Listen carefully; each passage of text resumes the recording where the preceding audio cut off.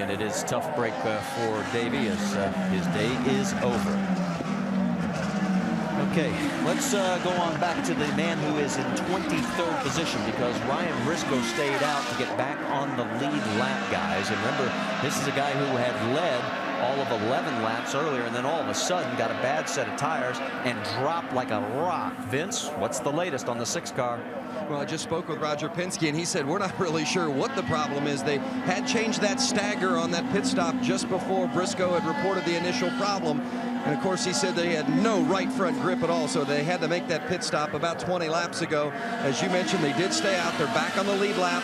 The car is better, but it's not perfect, but it is better, Marty. Yeah, he's got 24 laps on his car. Everybody else has 4 as we go back to green flag racing here at Indianapolis on lap 90 of 200. It's going to happen. The draft and sneaking on the inside of his teammate.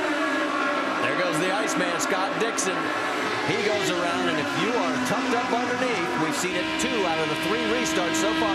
Does TK have enough to get it done? Don't think so, as they're now heading to 2. That was perfect execution from Target. That was just perfect. Gave him a lot of room. Leapfrog one in front of the other, and now they're going to try to pull away from TK. And even though they're teammates, Eddie, there is no team order, so those guys are out racing for themselves. And here's some side-by-side, wheel-to-wheel. Paul Tracy on the inside, Oriol Servia on the outside. Eddie gets it done. Wow, and Servia manages to keep enough grip to hold on. Well, and it looks like a little contact with Nelson Philippe. He is a few laps down, and look out, because guys behind are going to have to check up.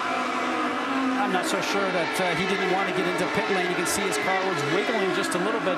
And if he did contact the wall, Eddie, boy, we talked about that before. It's just tough to know that you have not done sufficient damage to maybe cause a problem further down the line where something could break and put you in the wall. Which is even worse, though, is when you're behind a guy that does, and you don't know how his car is going to react. Tony Kanaan is all over Franchitti.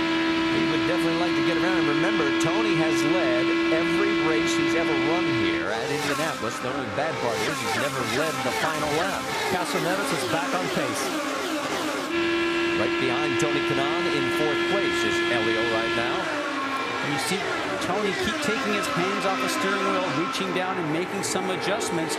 He's using the tools on his car right there, the roll bar adjusters, to make sure he can make it work a little bit better. Off the throttle mid-turn there.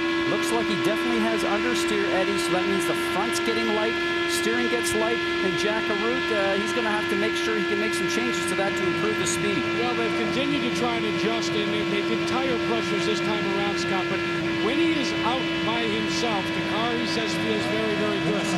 But he calls the car